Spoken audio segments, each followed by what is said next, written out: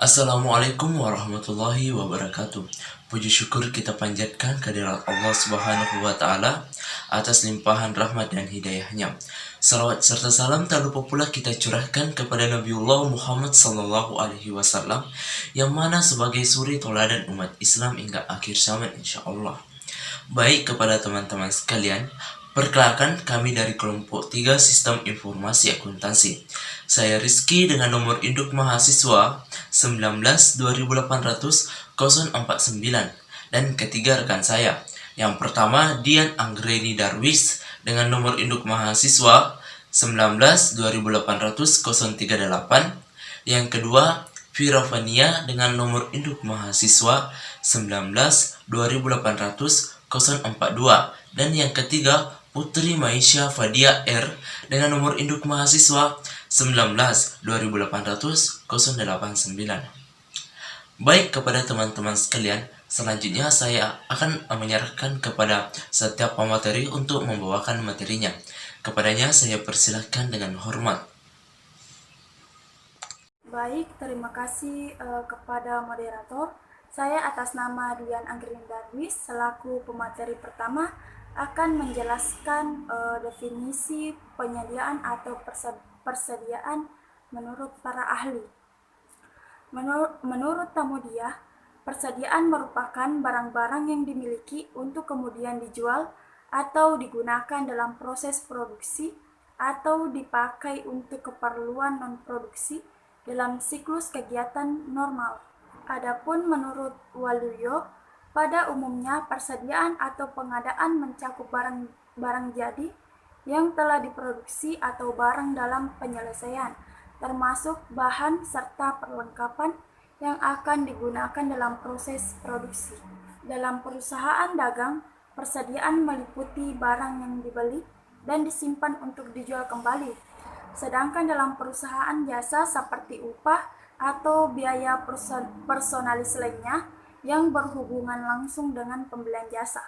Dengan demikian, persediaan menurut PSAK atau Pernyataan Standar Akuntansi Keuangan digunakan untuk menyatakan aset, yaitu yang pertama tersedia untuk dijual dalam usaha normal, yang kedua dalam proses produksi dan atau perjalanan, dan yang ketiga yaitu dalam bentuk bahan atau perlengkapan untuk digunakan dalam proses produksi atau pembelian jasa. Terima kasih. Baik, terima kasih moderator. Saya Vira Fania dengan nomor induk mahasiswa 19 2800 042. Di sini saya akan melanjutkan pembahasan materi dari pemateri pertama yaitu Dian Anggreni Darwis. Persediaan dapat pula dikaitkan dengan hak pemilik barang sesuai syarat penyerahan pada saat transaksi.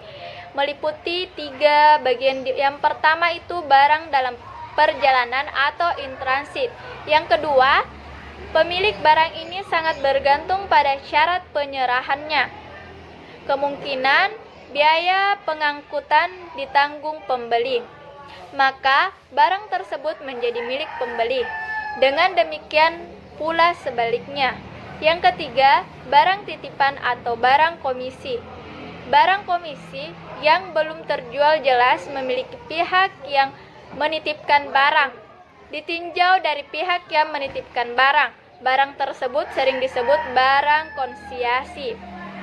Jadi, penyiapan atau persediaan barang adalah mempersiapkan pengeluaran fisik barang dari gudang yang disesuaikan dengan dokumen pemesanan dan pengiriman dalam kondisi yang sesuai dengan persyaratan penanganan barangnya. Dalam flowchart, pembelian dan persediaan barang ini melibatkan 4 bagian, yaitu yang pertama, bagian gudang atau persediaan. Yang kedua, administrasi atau server. Yang ketiga, supplier. Dan yang keempat, pemilik atau manajer. Terima kasih, itulah materi yang bisa saya paparkan. Assalamualaikum warahmatullahi wabarakatuh. Saya Putri Maisha Fadia R dengan NIM 19 2800 089. Di sini saya akan menjelaskan tentang proses diagram alur data, proses penyimpanan barang di dalam gudang.